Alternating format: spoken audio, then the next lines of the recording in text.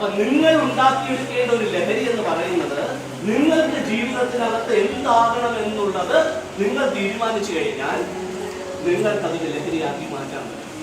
നിങ്ങളുടെ ലൈഫിൽ നിങ്ങൾ തന്നെ നിങ്ങൾ ആരായി തീരണം എന്നുള്ള പൂർണ്ണ ലക്ഷ്യമാണ് നിങ്ങളുടെ ലൈഫിൽ നിങ്ങൾക്ക് ആദ്യം വരേണ്ടത്.